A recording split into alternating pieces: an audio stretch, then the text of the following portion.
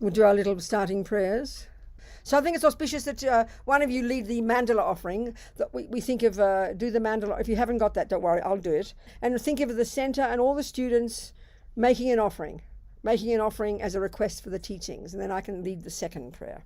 Good, wonderful. Okay. All right, darlings. This ground anointed with perfumes, strewn with flowers, adorned with Mount Meru, 4 continents, the sun and the moon. I imagine this is a Buddha field and offer it. May all living beings enjoy this pure land. Wonderful. O holy and perfect pure Lama, from the clouds of compassion that form in the skies of your Dharmakaya wisdom, please release a rain of vast and profound Dharma, precisely in accordance with the needs of those to be trained. Good. Idam Guru Ragnamandala Kamiryatayami. Okay, everybody. So now that we just all made an offering to the Buddha as a request for the teachings, and now we can sing this little prayer that we start every time. The first 2 lines are reminding us of our reliance on the Buddha, and the second 2 lines are stating our kind of purpose, our reason for doing this action of listening to these teachings together. We're thinking, we're making this statement. Maybe as a result of this, may we become a Buddha so we can benefit others. That's the idea, Sangye chodang tsoke tognam la janchu badu dagni kyapsu chi dagi chönyen gipe sonam ki drola penche sangye dropa shog Sangye chodang tsoke tognam la janchu badu dagni kyapsu chi dagi chönyen gipe sonam ki drola penche sangye dropa shog.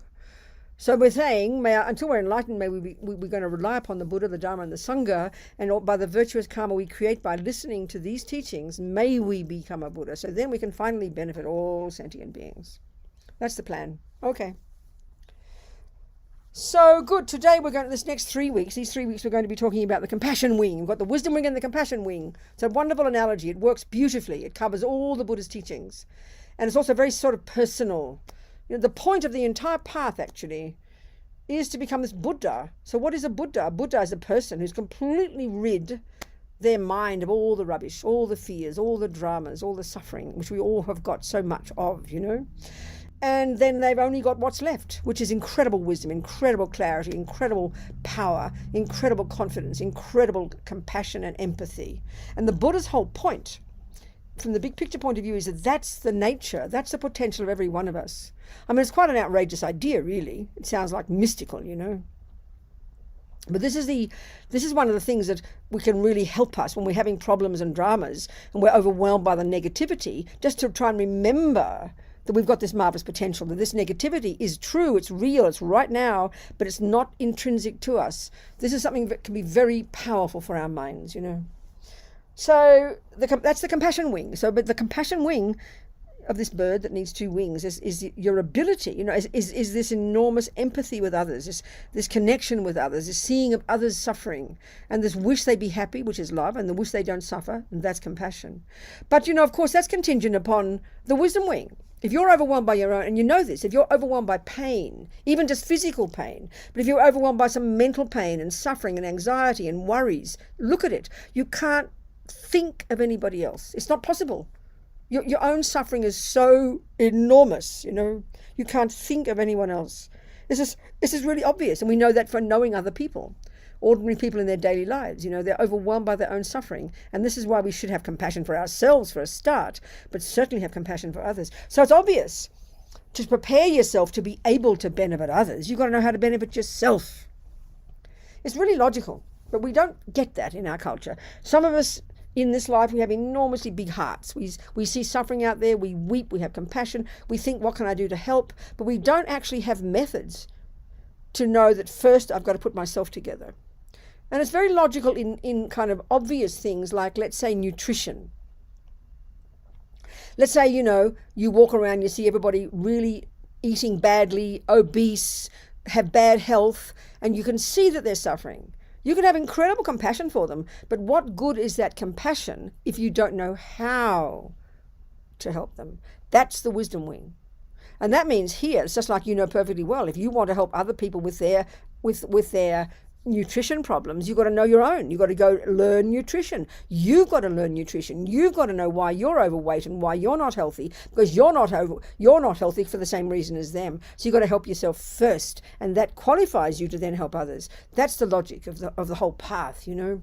It mightn't be evident to us that it's like that, but when we get the big picture, it becomes clear that it is that, you know. So what's this wisdom? I mean, wisdom of nutrition is easy to get. You go to college and you learn it. The wisdom of music, the wisdom of mathematics. You know, you can learn all these things. So what's the wisdom we're talking about here, which is what we've been talking about before, the last four weeks, you know, learning about your own mind, the way your mind works, the way the delusions work, the way we create karma. This qualifies us to help out, put ourselves together. Then it qualifies us to go, oh my God, look at all this. Everybody's in the same boat. We're all suffering. But let's look anyway at these qualities and how we get them in the Bodhisattva path. You know, but we're going to relate it all the time, though, to the wisdom wing, because you really can't separate them. I mean, you can, but to all the time see that the obstacle to why I can't have much love and compassion and empathy for others is the obstacle is because I haven't done the work on my own mind. So we've got to see the relationship.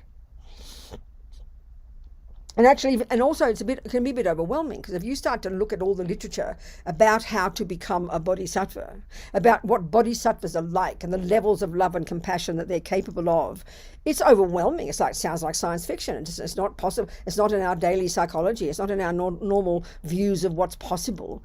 Honestly, it just sounds like science fiction, which is how we think of religion. It's science fiction. It's not real, you know. But this is real possibilities. But I know when I first heard the teachings from the lamas, they teach whatever the component of the path is, they'll teach that in itself. So they go into enormous detail about what is love and what is compassion and how you cultivate it and what you'd be like if you had it. It's like I said, it's overwhelming. When I first heard the first teachings, I remember thinking, that's impossible. That's like too high. How can I get there? How can I achieve that? How can I think of others all the time? It's like a joke, you know. It seemed too unattainable. And then I remember His Holiness Dalai Lama saying, and this really helped me, he said, if you want to help others, practice compassion.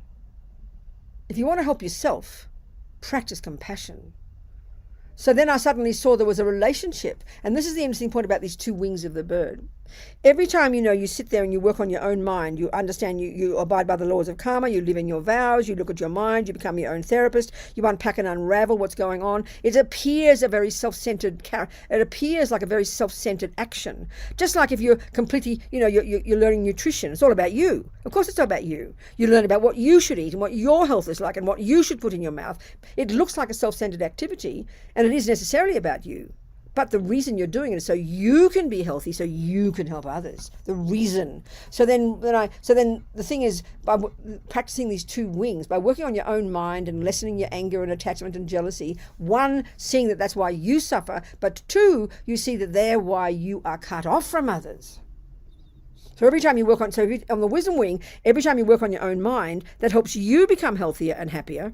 But it also helps you see others. And then every time you work on the compassion wing, which is directed at others, that helps you help them, but it also helps you as well. You can't avoid that, you know, so we have to see the benefit. That's why that was so powerful for my mind.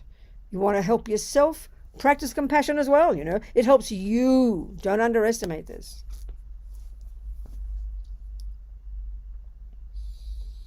So in the Tibetan tradition, there are these different packages of teachings that have been kind of cultivated over the centuries that culminate in the accomplishment of bodhicitta.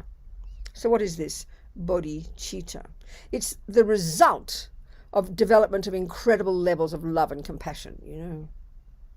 Bodhi just means, in this context, I think something like awakening, and then citta just means mind. So it's this powerful attitude such that when you've got it, not just momentarily, but when you've firmly, stably accomplished it, that, you know, this thought of bodhicitta, you know, there are various, what you'd be like. I mean, there are two main qualities of that.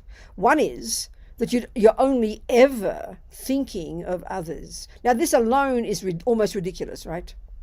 Can you imagine thinking about others all the time? It just seems exhausting.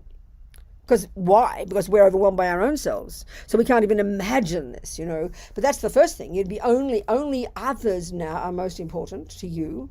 And then secondly, you have this long-term, the second characteristic of bodhicitta is you have this long-term wish to never give up. Step after step after step, working on yourself, developing this perfection so you can become a Buddha, so you can be perfectly qualified eventually to help others. So it's a stupendous state of mind, and in ordinary modern psychology there is no such equivalent. That's why we think it's religion, that's why we think it's science fiction, but the Buddha's saying it's possible. So bodhicitta comes from what? There's a series of, what we're going to go through is a series of 11 techniques, like a packaging of different little techniques that have been cobbled together, a combination of two separate techniques. One is the 6 causes and 1 effect, and it's called that, and the other one is called I don't know, they call it Lojong, which is whatever, but there's a combination of 11 techniques, little kind of meditations, bullet points. And people can spend years in meditation retreat on these, And like all of these practices, they're incremental, gradual. This leads to the next, which leads to the next, which leads to the next. And of course, we're talking about internally incremental, internally gradual. It's a psychological path,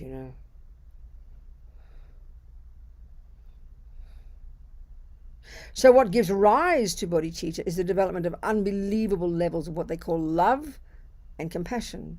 So there are hundreds of positive qualities. We can see it.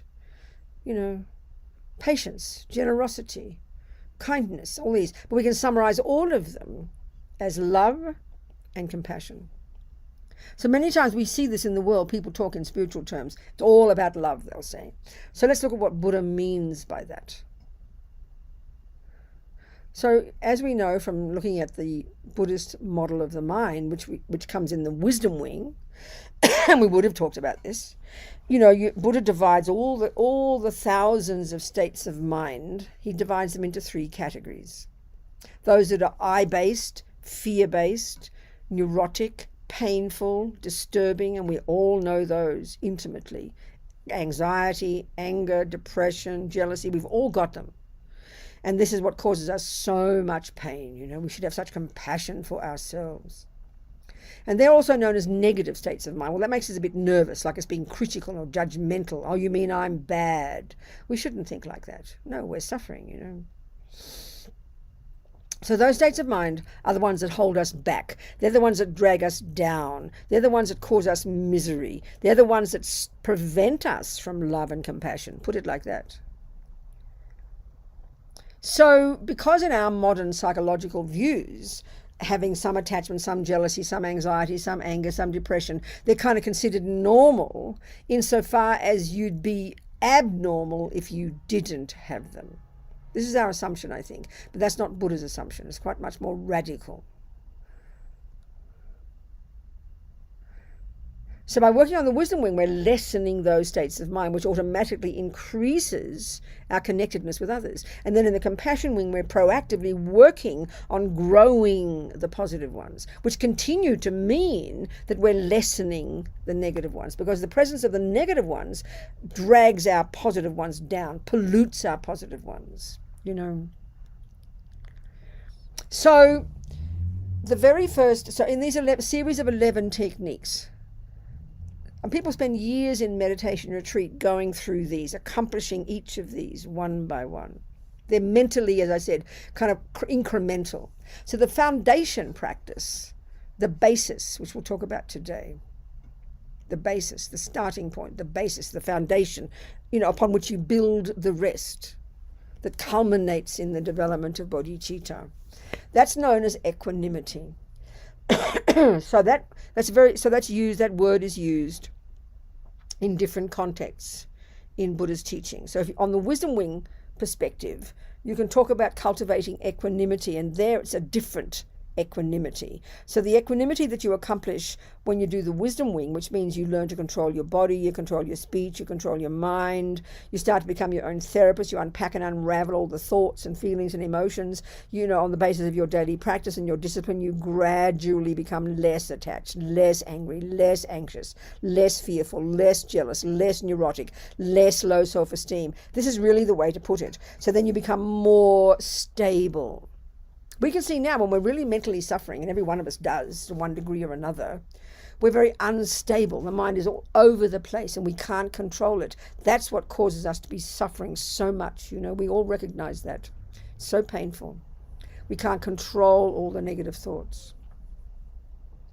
So we're unstable. So as you develop practice in just the wisdom wing, you get more balance, that's what we're trying to do every day. That's what they mean by equanimity at that level. But here in the compassion wing, it's a different definition. The equanimity we're describing here is in relation to others, how we see, how we view others. So this equanimity, very clear the way I would define it or say what it is when you've got it, is this heartfelt recognition that a so-called friend, a so-called enemy, and a so-called stranger, we'll go into these, are equal to each other from one point of view. And that one point of view is each of them equally only wants happiness, and each of them equally only wants not to suffer. Now, in a sense, you could say the wisdom wing is all about discovering that for yourself. Given that you do want happiness and given that you don't want suffering, then we've made a decision to follow Buddha's instructions, Buddha's methodology, Buddha's methods. That's our decision for getting happiness and stopping suffering. That's it. You could flip them over and almost say they mean the same thing.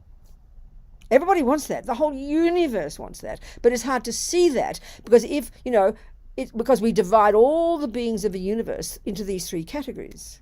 This is something that is absolutely normal. The world does it. Ants and dogs and monkeys and humans all have exactly this view of the universe. And why? Because when we learned in the wisdom wing, we learned about the neurotic states of mind. And we know that Buddha narrows them all down. They all subsume to these three: attachment, aversion, and ignorance. These are the three, they call them the root delusions.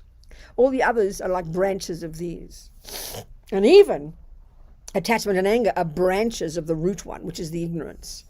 So, in terms of then seeing sentient beings through these lenses, that causes you, when you see a person through the lenses of your attachment, the attachment over-exaggerates their beauty and their deliciousness and their importance in your life, and over-exaggerate their role in making you happy. And that person is what we call a friend. It's a very simple word. The person who's the object of your attachment. Now, for that person, we do have love and we do have compassion. But as we would say in our culture, it's got strings attached. It's a really powerful concept. Meaning my love for Fred is contingent upon Fred continuing to do what my attachment wants, which means be loving to me, be nice to me, be kind to me, do what I want, when I want, how I want. That's what we think of as a person, her friend, and therefore that we adore that person. We get this. We don't, we've got to look at it. Now that's the only person usually we do have love for and that we do have compassion for. Now, what's the next category? That's called enemy. Now we might not use that word. It sounds quite heavy, doesn't it? But it's a useful word here for anybody who has proactively not done what my attachment wants. The husband who threw you out, the boss who sacked you, the sister who's mean to you, the next door neighbor who lies to you or is unkind. We all get this. Everybody in their life has some people like this. Well, let's call those, for the sake of convenience, enemy. It's the object of your aversion. So what's aversion? It's anger. How dare they do that to me? Therefore, all we do is see their bad qualities, and therefore we do not want them to be happy, which is love, and we do not want them to not suffer, which is compassion. This we know. We know this. And what's the third category? Well, one of the functions of ignorance, the root delusion, as we talked about in the wisdom wing, is this primordial grasping at an intrinsic me, the deepest mistake in our mind.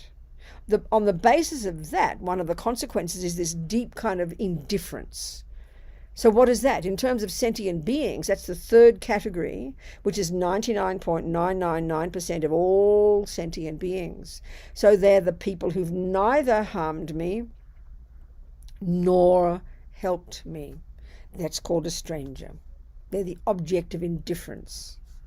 This is the universe. We recognize it. It's completely natural. Everybody has this because everybody's got the three poisons.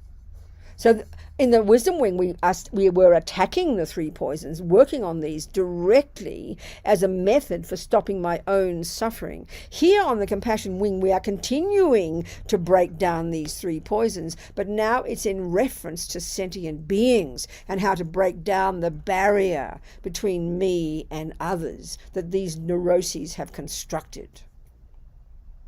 So you never stop working on your mind all the way from here to Buddhahood.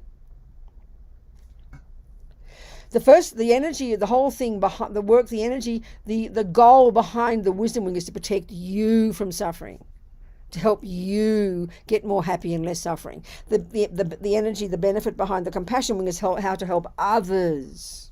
It's a shift in direction, you know. So the equanimity then is an attitude that we cultivate by using logic to argue with ego's ridiculous misconceptions that have constructed friend, enemy, stranger. And that's the thing, when we think about a meditation on compassion or love, we have a very sentimental view of it. It's like feelings and gooey and tears and this kind of thing. No, all these meditations are analysis. They're using logic to argue with ego's misconceptions, because ego's misconceptions are very powerful. We have to argue with them by using wisdom and logic to argue with them, to break down those deep beliefs in our mind, the belief of friend, enemy, stranger.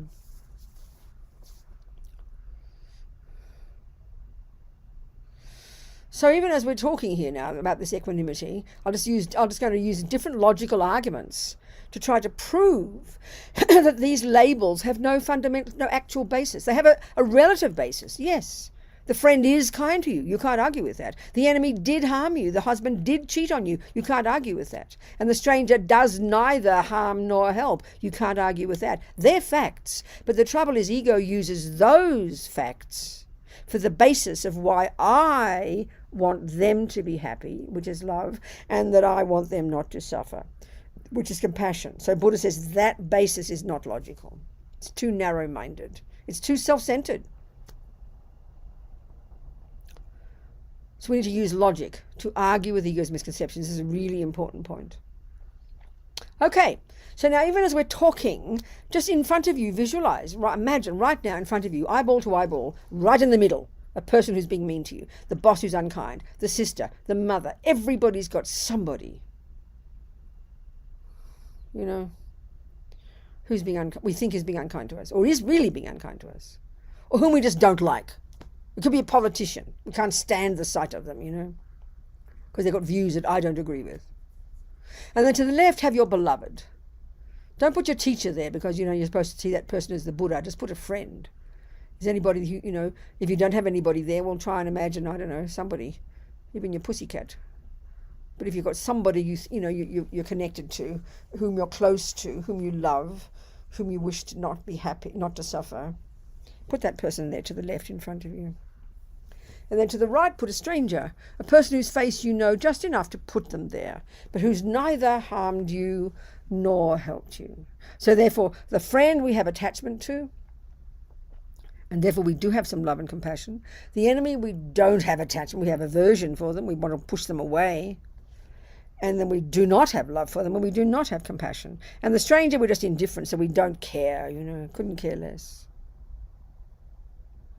So this is normal life. Everyone's got this. And the whole universe is divided into these. There's no fourth category. Think about it. But one of the logical arguments is, you know, to argue with ego's views is that they keep changing. So right now, the person I adore, if you know, like I say, you're in love with somebody, you really believe that they're permanently perfect, permanently forever will be divine. But we know perfectly well it's not true. We know that person once was a stranger. I mean, at some point you didn't know that person. We know that. And then the same with the person who's the enemy. That could have been our beloved at one point. We know that. They keep swapping, they keep changing roles, they keep changing departments, you know. And that's where it shows how unstable it is. So the view, of course, the way we think of it now, we see the enemy as intrinsically bad, as absolutely in their bones bad, bad forever. And the friend is intrinsically divine, and the stranger is intrinsically boring. No, it's not true. We can see that not true. So this is one argument to prove how it's an unstable way to analyze things. So the whole point of all this, the point behind all this thinking, is to get to see how at the moment those we love and those we have compassion for are only the friends.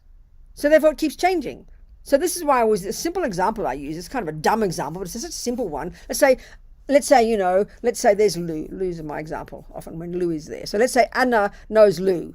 And Lou is Anna's friend. Well, I mean, he's in New York and she's in Liverpool, so maybe they know each other, I don't know. From Zoom they know each other. So let's say they're friends, and Anna's my friend, and Anna tells me about poor old Lou, he gets migraines. Now, I've never met Lou. Let's say I've never heard of Lou. He's the bloke who lives down the road at number 7. Oh, I know the bloke. Yeah, that one day he gets on the bus. I see him. Yeah, I know, that's right. But I'm indifferent. He's indifferent. Think of this. I have no feeling for Lou. He's never harmed me. He doesn't help me. I therefore don't care. And I try to have compassion for his headaches. Oh, does he really, Anna? He's got headaches, the poor fellow. Then I'll change the subject in 2 minutes. Pass me the coffee, you know. Back to my gossip. So we know this. We understand this. I always tell this story. If you've heard it 77 times, I'm sorry, but it's such a good example. I was reading my New York Times on my iPad one day. This is years ago. And you know how they have the summary on the homepage, and down on the bottom right, the heading said, 350 people die in a ferry accident in Tasmania. Now, I'm born in Australia, okay? And Tasmania is one of the 7 Australian states. It's a little island just off Melbourne, where I come from. So I visualise this little, where they have these busy boats going back between Melbourne and Hobart. I think, oh my God, one of the boats collapsed. And as soon as I read it, it said, 350 people die in ferry accident in Tasmania. And I went, oh no. And I went to the story and I clicked on the picture, clicked on the story, and then I realised it wasn't Tasmania. It said Tanzania. Now, then as soon as I read that, I thought, oh, that's okay. I mean, Tanzania is not my people. Then I thought, oh, I better read this, and have some compassion. But that's the way we are. Tasmania is my people. Tanzania is strangers. Then I thought, well, where's Tanzania? Oh, it must be there. It's in Africa. So I read the story and tried to have compassion. But automatically, it was my people. Tasmanians, Australians, And then as soon as I read it was a stranger, oh, that's okay. Kind of like it didn't matter. Automatic. We can't help this. It's automatic. Because we have the 3 poisons. So before we go further, why are we trying to get this equanimity? What's the logic behind it? It's very simple. Buddha's telling us we've all got the potential to completely rid the mind of the 3 poisons. Completely and totally. And first of all, why should we from our point of view? Because it causes us suffering. But here, the added reason is because it'll help us help others as well. You'll be the beneficiary, there's no question. But it will also help you help others, because the way we divide all the beings of the universe now, we only have one small group that we want to have love for, which is may you be happy. We only have one small group whom we have compassion for, may you not suffer. And that's our beloved friends. But it keeps changing. So that's where there's no logic to it. So there's Lou. He's a stranger. He's in the stranger category. I don't know the man. So I'm indifferent. I try to have compassion. We understand that. But nothing drives me to think about him all the time and have compassion and go to help him, Now then, let's say we meet and we fall in love and he moves me into number 6. Now suddenly what's happened to Lou? Lou has moved from the stranger category to the beloved friend category, has he not? We get this. We understand this. And now how do I think about Lou? Look at this. I never stop thinking about his headaches. I spend money on special doctors. I look after him. I love him. I have such compassion. And people say, Robina's so compassionate. Look how she's looking after Lou. She's so kind. But excuse me, this is the point of equanimity. When he was labelled stranger to me, you ask him, tell us about your headaches, Lou. He will tell you they were unbearable. He will tell you he only wants to be happy. He will tell you he only wants to be free of headaches. Of course. Now he's in my friend category, and you ask him, how are your headaches, Lou? He will say exactly the same as before. So the point here to prove is this. 1 minute he's a stranger, and I don't care. Next minute he's a friend, and I totally care. But his headaches were just as bad both times. His headaches have got nothing to do. His suffering and his wish to be free of suffering, his wish to be happy, are exactly the same when he was labelled my stranger as when he's labelled my friend. So that's all. I mean, but the world is full of all these friends, enemies, strangers. So we base our love and compassion solely on attachment. So we should be embarrassed. We love and have compassion for being solely in relation to whether or not they fulfill our needs. So we should be embarrassed how self-centered it is, but we think it's normal. So go, okay, one step at a time, people. You can't suddenly leap into having bodhicitta overnight.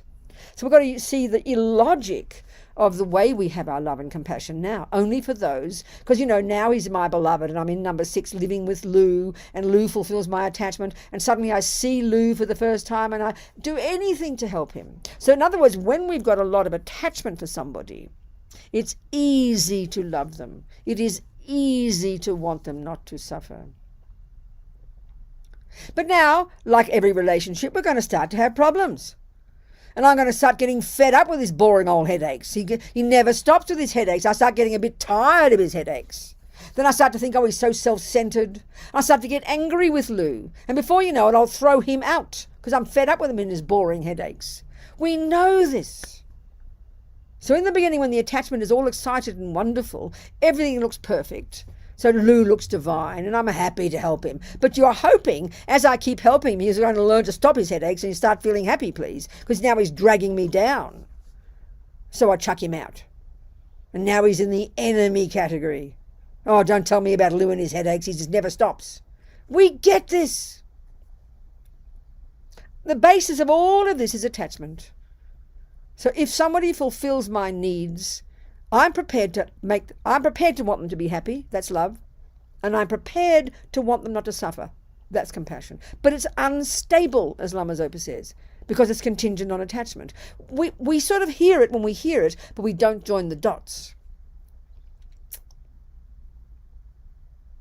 This is quite intense. We can see the logic of this, So we think, oh God, you mean I'm supposed to love everybody, even when he's miserable? Well, yeah, eventually, but not, can't rush there. So what we're trying to establish first, this is a key one point we are trying to establish, is that whether a person is labelled my stranger, my enemy, or my friend, whether they are labelled those three coming from my projection, that has nothing to do with the simple, provable, evident fact that every one of them, all the time, only ever wants to be happy and only ever wants not to suffer. That's precisely what we're trying to prove here. In other words, we're trying to get ourselves out of the equation. This is intense. Now, this is the point all the time. You can't do this if you haven't done the wisdom wing. If you're listening here and you're having extreme problems and you're overwhelmed by your suffering, you're overwhelmed by your anxiety, you're overwhelmed by your fears, and that's real suffering for many people for one degree or another, then you need to take care of yourself. These teachings are too advanced. You can't begin to think of other people's suffering if you can't work out of your own yet. So if you're hearing this, yeah, one day I'll be like this, but don't force yourself, This is advanced. Even equanimity is advanced. It implies already a person who's done masses of work on the wisdom wing and has got some real stability in their mind. And most of us don't have, quite frankly. We're most of us up and down like yo-yos. So we have to know what teachings we are capable of practicing, But it's good to hear the more advanced ones. And if we can practice even once a day, how marvelous, So the key logic I'm trying to show here is that, this is the point, that the basis for my wanting someone to be happy, which is love, and for my wanting someone not to suffer, which is compassion, is pretty much based on attachment. Now that also can include groups of people. So right now, we know we do have compassion for lots of people. We see so much suffering on the planet. And this is a really major point, So right now, though, we know that the only way we talk about suffering is when it's really severe, like a person is poor, a person is really suffering mentally, a person can't handle their life, a person, is sick, a person is in a war zone. If we think of other groups of people, they are the only people we have compassion for, because that's the only group of people that we call suffering. So in other words, our view of what suffering is quite limited. Now, this is where we have to go back to the wisdom wing again. In the wisdom wing, you learn the Four Noble Truths. And Buddha's talking to you in the wisdom wing, not other people. So you learn about what is suffering, and then you learn about the second one, which is there are causes. The third is you can get rid of it, and the fourth is how to do it. Now, the first one, Buddha's got a much more broad, more subtle view of suffering. He's got 3 levels of suffering. The first kind of suffering, they call it the suffering of pain, the suffering of suffering. That's this one that we're seeing in the world, when people are poor, sick, terrorized, in war zones, raped, murdered, harmed. That's the first kind of suffering. That's easy to recognize as suffering. But Buddha's entire point is there are these subtler levels of suffering. So you learn all about the first level of suffering and the first level of practice, which is abiding by the laws of karma. And the Buddha exhorts us not to kill or steal or harm others, let's say, because you don't want future suffering. That's the very first level of practice, very simple level of practice, And then in the Bodhisattva path, by the way, this is added now, in the Bodhisattva path, he gives us permission to lie, and he gives us permission to steal if it's for the benefit of others, or even if it's going to be helping in the long term, if it's coming from a good motivation. It's okay to say things that aren't true because you genuinely know it'll be beneficial in the long term. So that's a very powerful point, It's important to remember. But meanwhile, the point here is the very first level of suffering is only when the bad things happen. But the Buddha's got these subtler levels of suffering. And now, if we look in the world and we see a bunch of people who are rich and aren't getting raped, aren't getting murdered, have a lovely house, a lovely home, a lovely husband, lovely children, nice job, and we think, you mean I've got to have compassion for them too? What are you talking about? How are they suffering? But this is Buddha's subtler level of suffering. And this is the suffering of the mind, the suffering of attachment, the suffering of depression, the suffering of anxiety. And we know this in our world. We know you can be the richest, most successful person on the planet and you get depressed every day. We know that. You can have a lovely home and love money in the bank and all these wonderful things. And we know you can be profoundly depressed, profoundly anxious. This is the subtler level of suffering. So when we know this for ourselves, then we can have compassion for that group of people as well. This is huge, And there's even subtler levels of suffering. Forget those now.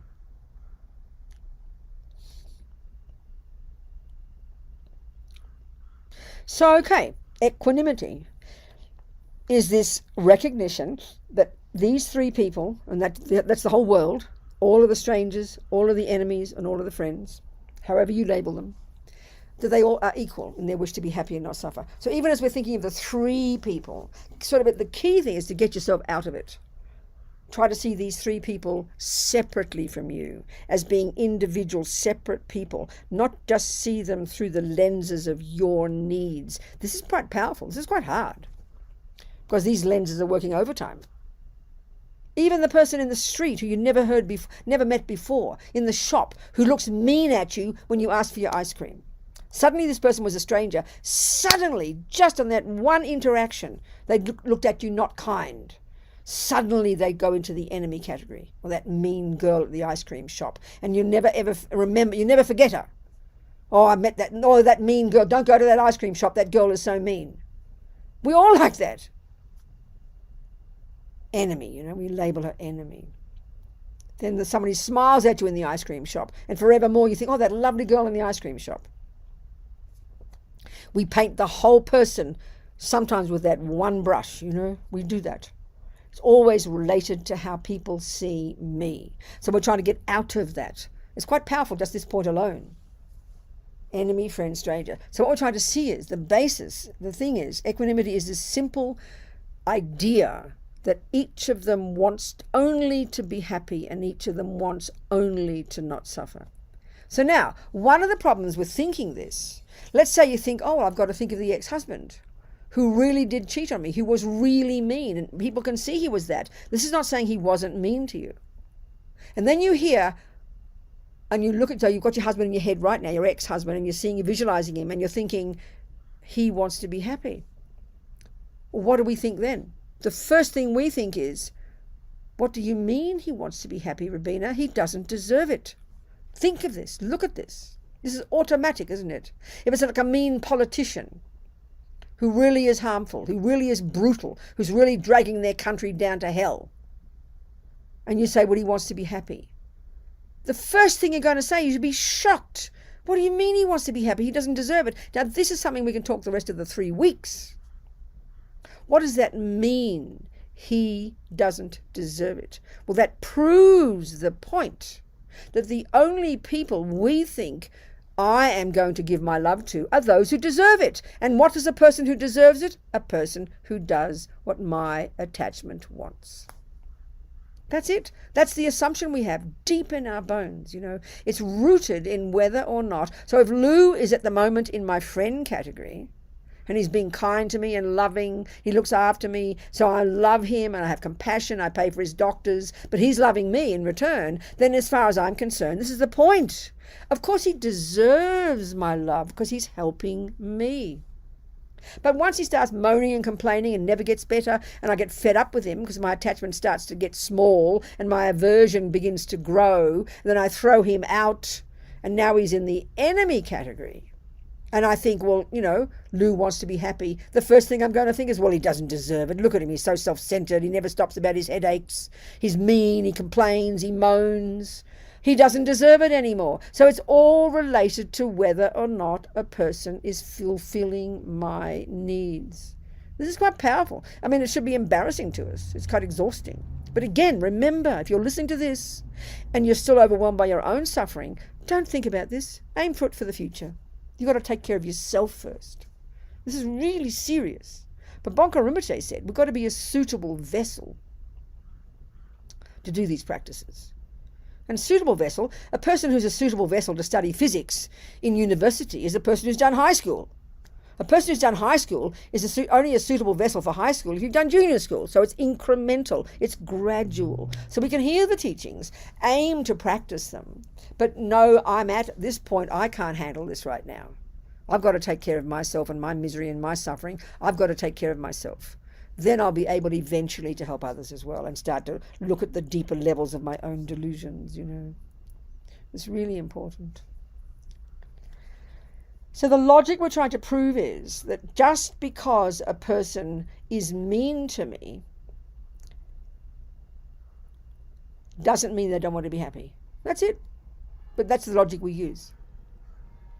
Just because a person is self-centered and mean and nasty and really does harm others, that's no logical reason to prove the simple, bare fact that in his heart he's driven by his wish to be happy. In fact, you can say, because of negative karma, he believes that harming others is the way to get happy.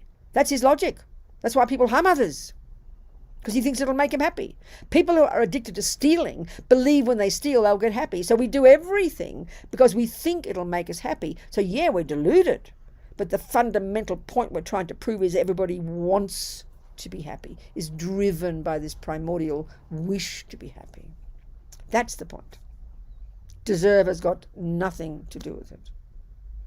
We're just simply trying to see that they're equal to each other in that one precise point of view. So how do you practice this in day-to-day life, you know?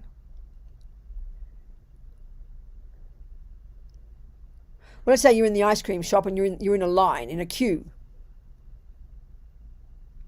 And your next door neighbour comes in, and he's in a long queue, and he's kind of looking at you, hoping you'll put him in where you are. You're further up the queue, but you don't like him. You won't even notice him. Let him go back to the back of the line. But if your beloved turns up, you'll sneak your beloved with you in the queue because you prefer them. Well, all you got to do is think, before you do that, well, you know what, Rabina? That smelly next door neighbour and my beloved, they're exactly the same. They both want to be happy. They both don't want to suffer. They both want an ice cream. So, keep it still. Keep it stable. You might have a grandchild, always use this example, a divine, you adore your grandchild, or your child for that matter. You adore them. They're beautiful, they're shiny like a little, they're like, you adore them. Of course you adore them. And then they're playing with the smelly kid next door whom you can't stand. We understand this.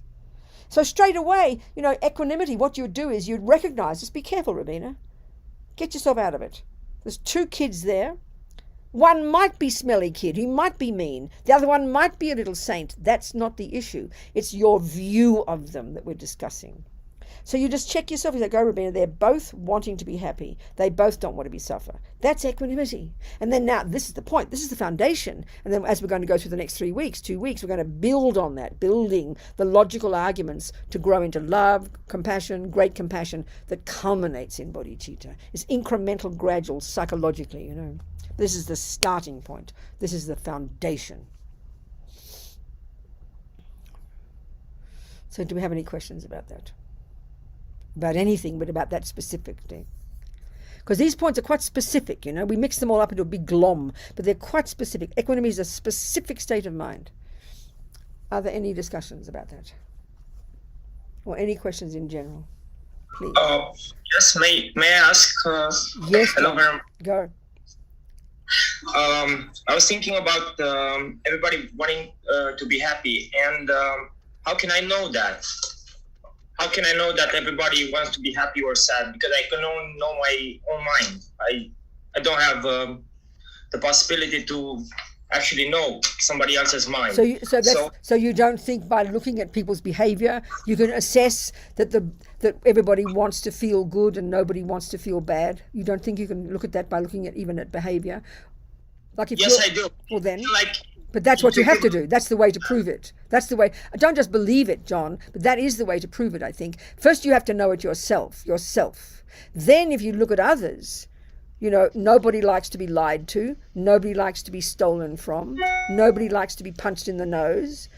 People like to be seen to be, so I think we can deduce it by behavior, by observing other people. What do you think? There's no other way to check. That's the only way to check. Yes, I believe you're correct, but it cannot be 100% experience because everybody has a different experience, so I cannot actually tap into what they're feeling. That's not what I'm asking you to do.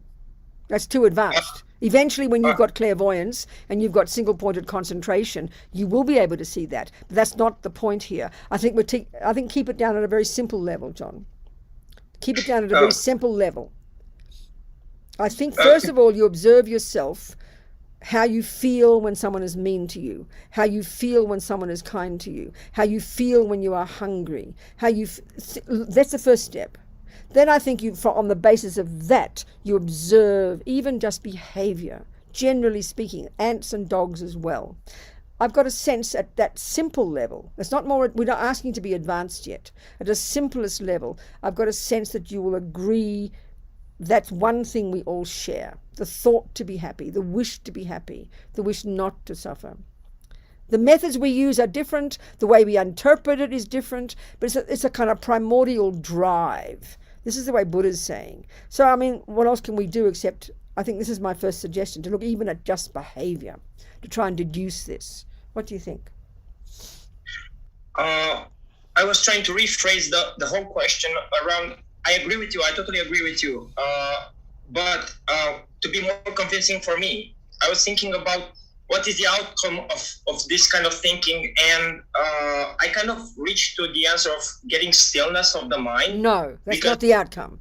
No, that's not. That's the wisdom wing, John. Here, this is the foundation. I'll have to make it more clear. In this specific area of practice, all these teachings are quite specific in their different areas.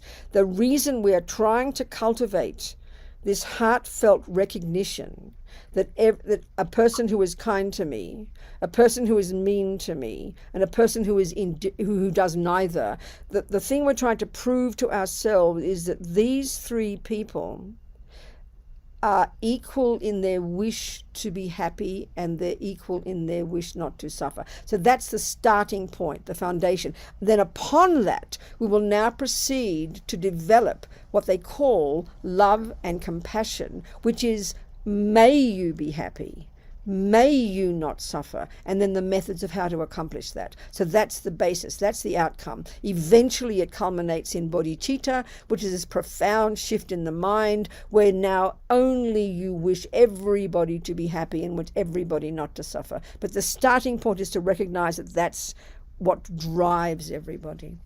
So these 11 techniques are based upon this first one. It's an incremental, gradual development of these attitudes. Okay, but since they are all the same, that means no differences between enemies, friends, and... I didn't say that, John. I was much more specific than that. I did not say those words. Absolutely did not say those words. I said they're equal to each other from one point of view. Just one. Their wish to be happy. Their wish not to suffer. That's the only one we're discussing here. Because there could be a person who's a psychopath, and there could be a person who's a saint. That's not the issue here. They're certainly not equal from that point of view. Absolutely not. One tries to murder me and one loves me. They're not the same from that point of view. We're trying to look at the most fundamental drive in all living beings, that they wish to be happy and wish not to suffer. That's what we're trying to prove. So there are differences, but under this criteria or criterion, there are no differences. From one point of view, that's right. There's one point of view, they wish to be happy and not suffer. And we're using that as a basis to shift our attitude to want all of them to be happy and to want all of them not to suffer. Not because they make me happy, but because they want to be happy. That's the logic. So somehow in my mind, I thought that the absence of differences from this point of view leads to stillness, in the sense that any kind of stillness requires movement. Like that's the first. That's the wisdom wing, John. That's the wisdom wing. That's what will happen to you when you work on your mind and you have less attachment and less anger and less jealousy and less up and down. Then you become more equal in yourself. That's the wisdom wing attitude. You're absolutely right. Here it's another approach. These teachings, you see, they're quite specific. They're quite logical and specific and very kind of granular. And they're all stages of practice. Okay, thank you. All right, thank you very much. Thank you for your questions. Wonderful. Thank you so much. Who else, people? Anybody else want to ask about equanimity and the implications of it? I mean, John's questions are really good in showing us that all of this entire path each piece of it is contingent on the previous one. This is the whole point. So John's points are absolutely correct, but they're at a different level of practice. This is another level of practice. And I think it's quite hard for us to see how this whole path is like coherent, and these are necessarily the more advanced levels of the compassion wing. And they assume the work that already John is saying, some equanimity within yourself. That's back in the wisdom wing. That's junior school and high school. This is university level. And it's a different approach. So even this is why John's questions were good, because you have to understand where this piece of practice fits.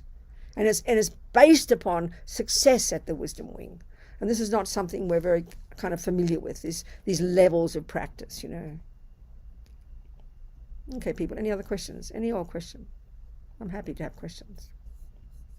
And maybe you don't understand what I'm saying, and I'm sorry. Yes, Barbara. Hi, Venerable Rabina. Thank you for your teachings. I understand and believe in equanimity, that everybody wants to be happy. Where I get stuck is I will go to, and I will use, you always refer to him as Mr. Trump, which is so gracious of you. I just usually say Trump. Do I think he wants to be happy? I do. But boy, do I think he deserves it. That's where I'm stuck. I understand. But I told you, but can you see the illogic of deserve? It's based upon The reason you think he doesn't deserve is because he doesn't make you happy. The only person, that's exactly the point, you're proving the point that Buddha's making. The only people we have love for now are those who deserve it. And what we mean by that is that they're kind to me and they have political views that I like. So it's totally self-centered, Barbara. And this is why when we see that a person wants to be happy, we just assume that. That's why your point is so strong. That's not the issue here. And it's not a question of deserve or not deserve. It's something we're trying to prove is that it's a drive that every living being has. And the point we're trying to do here is we're trying to find the methods of how to help Mr. Trump to be happy. And that means we have to first establish he wants to be happy. And then we can see that his methods are chaotic and terrible. Let's assume we're right. So we're trying, if we had an opportunity, we would then want to try to help Mr. Trump. But if you don't know that Mr. Trump wants to be happy, why would you want to help him? Because you just want to be angry with him and harm him. That's the point. So you've got to get past that. That's when eventually you are a bodhisattva. You have unbelievable love and compassion for every living being. And because you're a wise person, you will use tough methods for the heavy-duty ones, and you will use sweet methods for the soft ones. So you've got the ability to see the minds of all beings, and you will have the means to know how to help each one of them, which could very well include putting a person in prison. So it's like a parent with tough love, darling. Can you see my point? I can, yes. Good. Yes. Thank you. Thank you. Thank you. So it shows how intense it is, right? That's right. Exactly. Good. Thank you. What else, people? I have a question, Venerable. Yes. Is it pity a low form of compassion? Sorry, start again. I missed the first part. Is it pity a low form of compassion? Or is it a sophisticated way of expressing self-cherishing? So, I mean, we use it in a very general way, so I need a bit of a specific example, I think. Tell me what you mean by pity. We have that word, and there's a lot of definitions of it, so tell me what you think you mean by that, so we can all be on the same page. For example, I see a very old man, decrepit, and I say, oh, what a poor person, and I really feel pity for him at that moment, but I don't do anything. I don't think about him anymore. Okay. I hear you now. That's compassion, but it's at a limited level.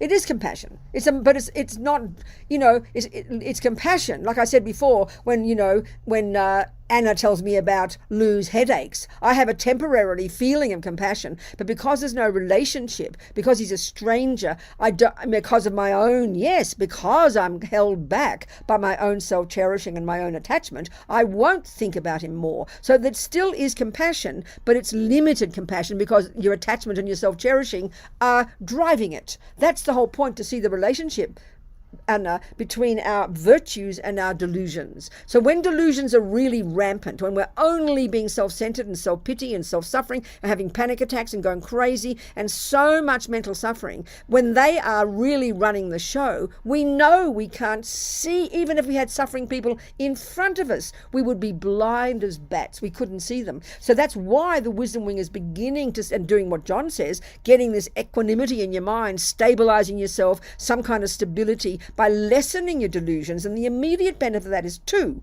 One, you're going to feel better. And two, you're removing some of the obstacles that prevent you from seeing others. And that's now when we're moving directly into the compassion wing. We're going to try to actively continue to lessen the delusions so we can grow the empathy and grow the compassion and grow the love, and which then become not contingent upon the delusions. That's the point. That's why we've got to understand this relationship between these two parts of our mind.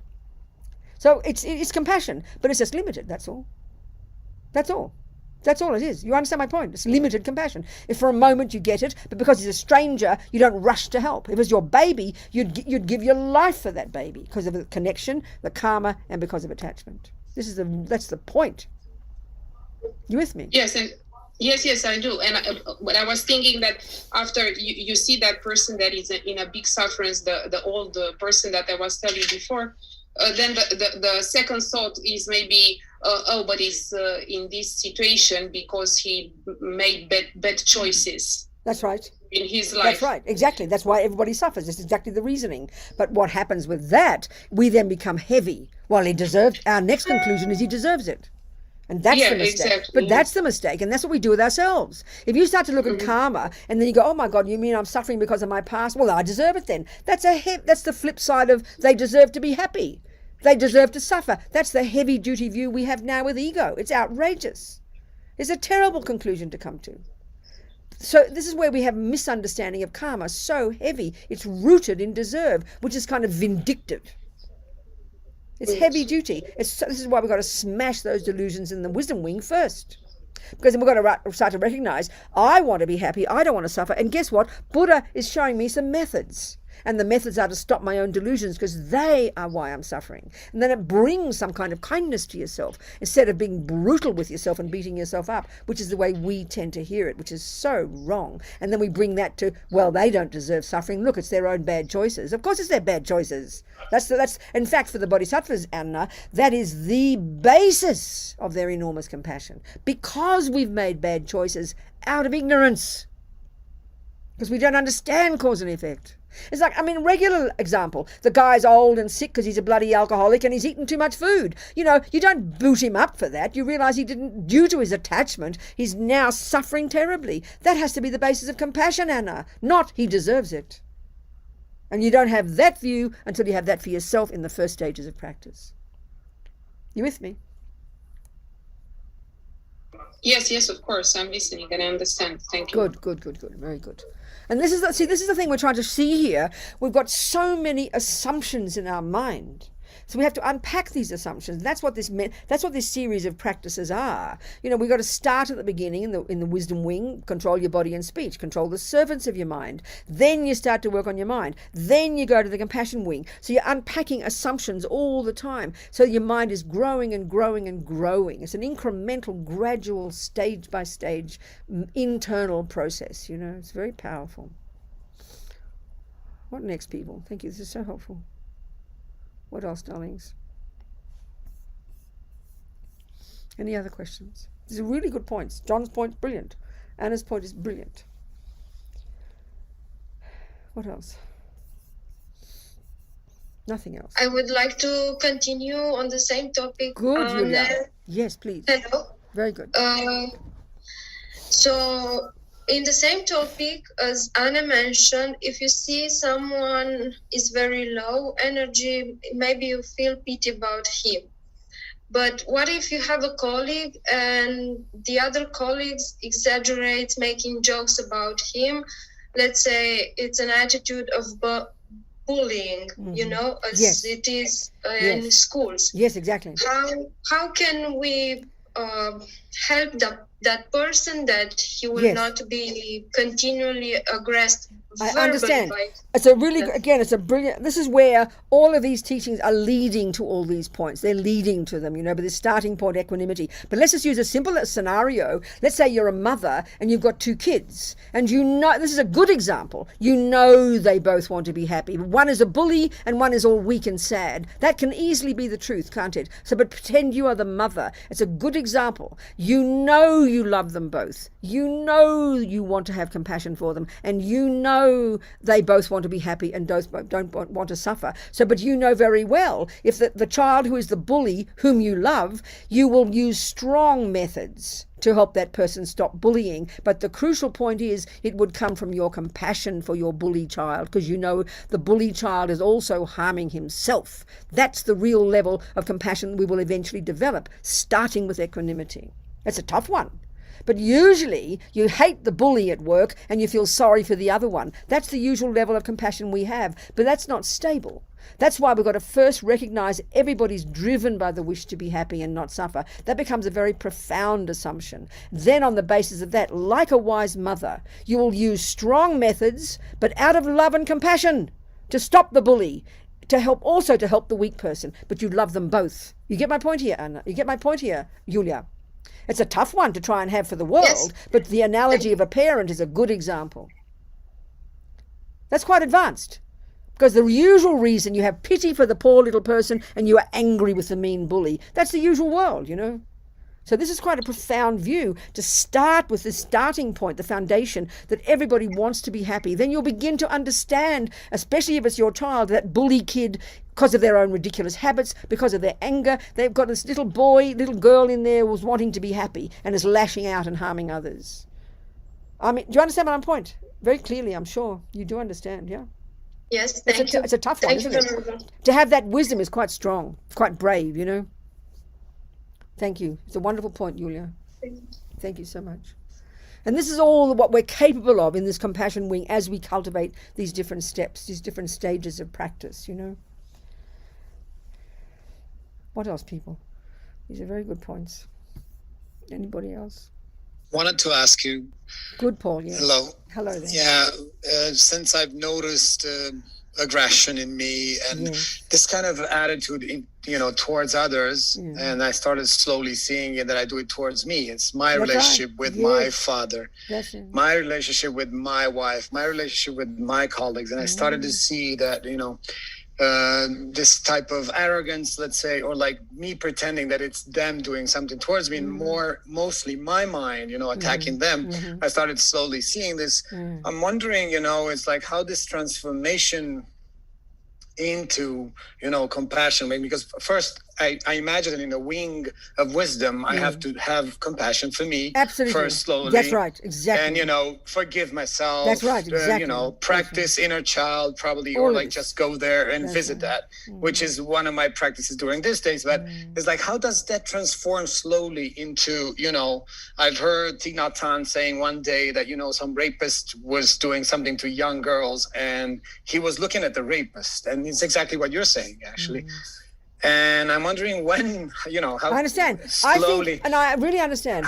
I think this is the point about the compassion wing. It is not possible to see the human being in the harmer until you've seen the human being. This is the point, and you're making the point, but it's not a mysterious, it is a logical conclusion. The more, and this is the Buddha's point about why these teachings are incremental, the more that you see why you suffer is because of your attachment, which gives rise to anger when your attachment doesn't get what it wants. So the attachment's like the little child in there who's desperate to get only the nice things, who's frantic to get only the nice sounds, the nice smell, the nice words, the nice touch, the nice taste. It's primordially deep in all of us, Paul. And then the second that little child doesn't get it, the panic attack arises. And in some people, they will go in and get depressed. But in your case, like mine, you would lash out. That's anger. And then we harm others. So when we can understand that seemingly simple dynamic, which is quite primordial and quite deep, then when you realize this is why you suffer, and that's then why you harm others. When you know that for you, and you start this equanimity, you realize, and then slowly you're painting a new picture, and you see the rapist, you see the harmer, and because you've done the work internally, you know we're in the same boat, which is John's interesting point. How do I prove it? But you can only prove it by knowing in yourself, and then you can start to paint a new picture. And then you'll be tough with that rapist. If you're the judge, you'll put him in prison, you'll whatever, but it'll be coming from compassion. Because when you know this is the real point now, the reason you lash out to harm others is because of your anger, and your anger harms you. So when you know that the rapist, due to okay, this is where the view of karma comes in, which is not so comfortable for the West, but if you have the view of karma, this poor dude has come into this life with a tendency to harm women brutally, that's a tendency. He doesn't know why he does it, he's just driven by habit. And then as his anger and his harm and his mind is so convoluted, then you start to realize, my God, that's why he is harming others. So that'll give you compassion, but it'll be strong compassion, like I'm saying to Julia, like it's your most precious child. Rapists have mothers, and that mother would love that person, and some mothers are brave enough to even do the tough thing to help them. But this can never come until you've done the inner work. It is not possible. Not possible. Do you see? I think it's a simple example. If you're an alcoholic, and you start to take responsibility for it, and you start to go to AA, then you're going to start to look at the other alcoholics through the lenses of what you've understood about yourself, and that gives you the ability to have compassion for them now. So we can't leap ahead into this compassion wing. This is the point, Paul. So one step at a time. Thank you. One step at a time. Patience. Yeah, I that's see it, that. darling. Patience. Exactly. Yes. Yes, people. Anybody else? These are such good points. Everyone is so on topic. So perfect, you know. What else? I have a question. Good, Anna. So we develop compassion more and more, and we develop wisdom, and in this way we can understand more and more the suffering of others. And you want to help others, but your ability to help others is limited. That's right. And there is a point when you feel you are overwhelmed, Yes, when you see so much suffering around you. Yes. How can we overcome I understand that feeling? This is a really powerful point, you know, and it's a tough one. So I think it's a bit, let me use an ordinary analogy again. Let me use a simple example. Let's say you've got real compassion for all the suffering people in a war zone. So you decide you're going to rush off and help them in the war zone. You have enormous compassion.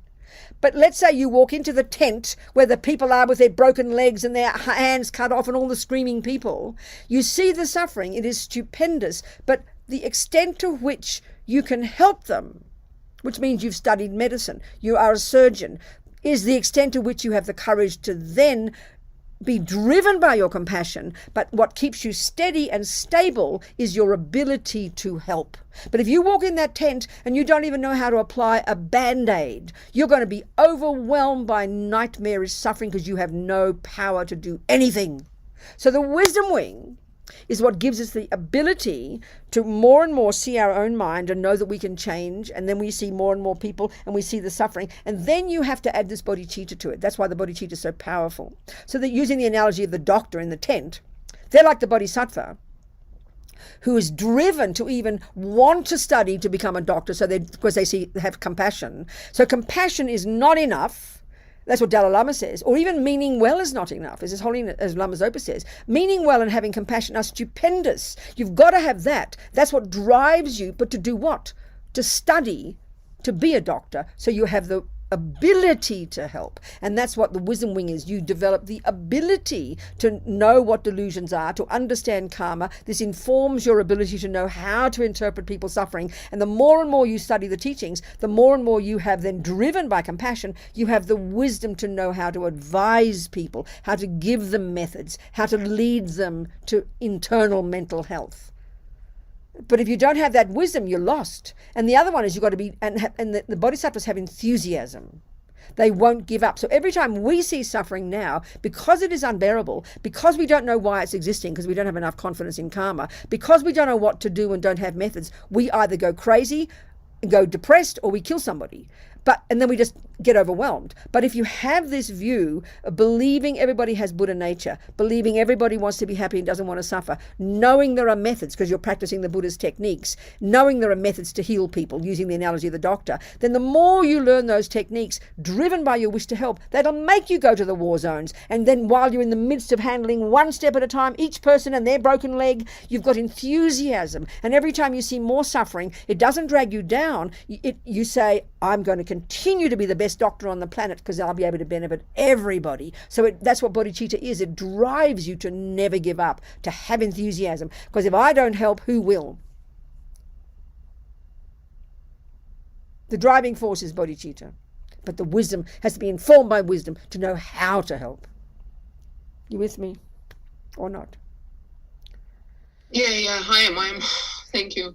Because we get overwhelmed now because we don't have the methods and we don't know why there's suffering. That's why we go crazy in our culture. So here we're using Buddha's view, of course. No one's forcing us to have a view of karma. But the more we understand why, and that's the point about a doctor. They know why the leg is broken and they have a method to fix it.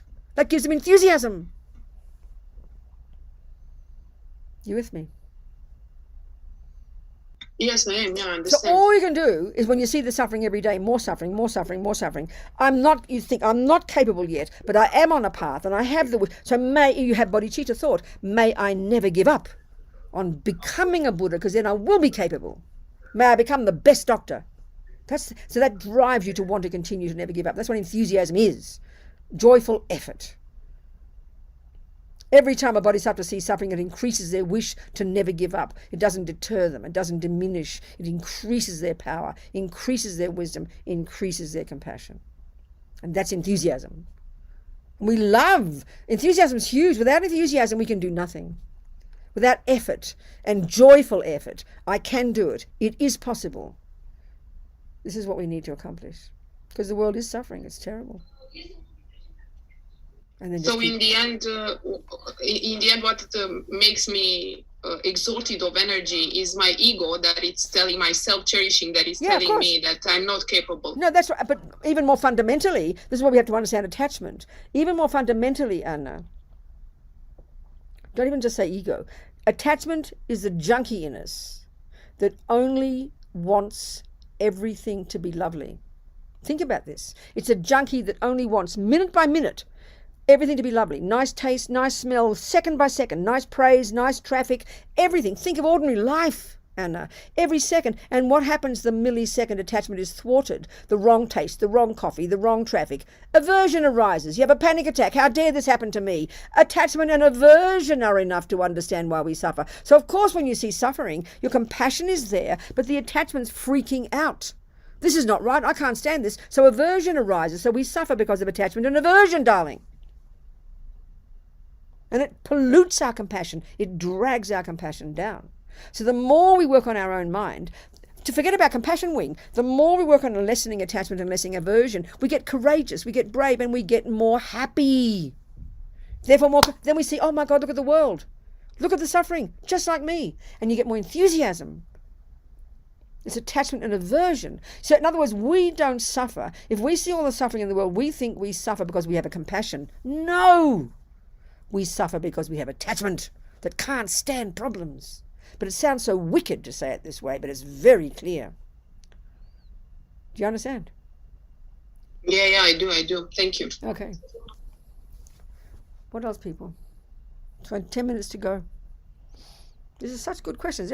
Every question's been like 100% best question, I tell you. It's amazing. What else, people? Nothing else? I mean, because I've talked so fast, it's probably more like 4-hour class. I mean, we could easily stop now. I'm not trying to cut you short. What was that, a hand? Was that Radu and Madeleine? You got a hand there. Talk to me, honey. Go on. Hello, dear. Hello. Thank you for your teachings. Yes. Why do I have a very strong feeling that everything goes back to the primaries, to meditation, to the first stages of meditation, shamatha and vipassana, because only there we can find the proper answers to absolutely all the questions which were addressed this evening. Well, I don't think I'd agree with your analysis, but I'm not trying to be argumentative. I would say that's the culmination of the wisdom wing. You know, absolutely you're correct. If you've got single-pointed concentration, Radu, are you Radu or you're the other one? Madeleine. Radu, okay, Radu. If you've got single-pointed concentration, this brilliant technique taught by the Buddha, you would have a brilliant, clear, laser-like mind. You'd be blissful, you'd be joyful, you would have subdued, not completely finished, but you would have temporarily subdued your attachment and your delusions. You'd be brilliantly clear. And then when on the basis of that concentration, you would then get insight into the nature of reality, not just conventional reality, but you'd finally realize emptiness. That is another way of summarizing the entire path. But it doesn't cover the compassion wing. That's the wisdom wing, Radu. That's what gives you your liberation, your nirvana. And then if you're driven by that, you'd be out of here and you won't come back. But we're discussing the compassion wing here, which is you use that brilliant wisdom, you use that joy that you've got, you use that insight into reality to want to be of benefit to others. You've got to cultivate the compassion wing as well. That's the way of putting it, I'd suggest. What do you think about that? Because what you just said is summary, the concentration and insight. Yeah, that's a summary of the wisdom wing. Exactly. I'm just drilling down and unpacking the different components. Because 99% of people are not going to get single point of concentration. To get it properly, you've got to give up sex, drugs, and rock and roll. You've got to give up your partner, give up your couch, give up your house, give up your dog, give up your job, go to the mountains and work for several years, and then you will get single point of concentration. So, honey child, if you're ready for that, that's the quick path. Yes. Are we communicating, my dear? A little bit, something. A few thoughts there. Good. Good. Yeah, thank you. Good. That's the best one. It's the quickest one. Of course it is. But 99% of us Buddhists, most of us aren't qualified because most of us have our partners and our houses and our dogs. So I'm talking about ordinary life humbly for all of us in the midst of ordinary samsaric life, you know, to go one step at a time. But you're totally correct. That's the wisdom wing. Yes, brilliant. It happened to me before, as an example, with Mr. Trump, Yes. as someone who is very heavy in his stances. That's right. Well, it happened to me that I got stuck for a moment and thought, okay, who is the one who actually doesn't like that person on what he says or what he does? Good. The crazy mind, the monkey mind, sure, yes, or the one who actually acknowledges what is happening. There you because go. The Good. Perfect. But this is wisdom. Yeah. This is the more advanced level of wisdom. This is great. All of this is valid. Perfect, Radu. Anyway, you keep moving. You keep moving, keep practicing the wisdom wing and the compassion wing together. Trying to. Thank you so much. Every one of you is brilliant. That, I think we're going to end. It's a really good place to end, I think. I think each question was amazing. So topic, so perfect, so delicious. So I think it's been a marvellous morning we've had together, or evening for you guys. So we just finished with thinking, may these seeds we've planted in our minds, they don't go astray. So may we nourish these seeds with our practice from this second as well as we can to the degree of our capability, one step at a time, with enthusiasm, never giving up on our marvellous potential so we don't give up on others. Jangchob, Semchog, Rinpoche, Makye Panam Keguchi Kepa Nyampa Mepa Yang, Gongne, Gondu Pabashog. Let's make compassion grow and grow in the hearts of all. Thank you so much, Anna. Thank you so much, Anka. Thank you, everybody. John and Radu and Lou and Paul, every one of you. Brilliant, brilliant questions. Thank you, everyone. Thank you very much. Much love, people. Thank you. Julia as well, and See you next Julia. week. And See you Julia. next Thank you, week. darlings. Bye. Thank you. Ciao. Thank you, Venerable. Bye. Thank you, everyone. Thank you, Anna.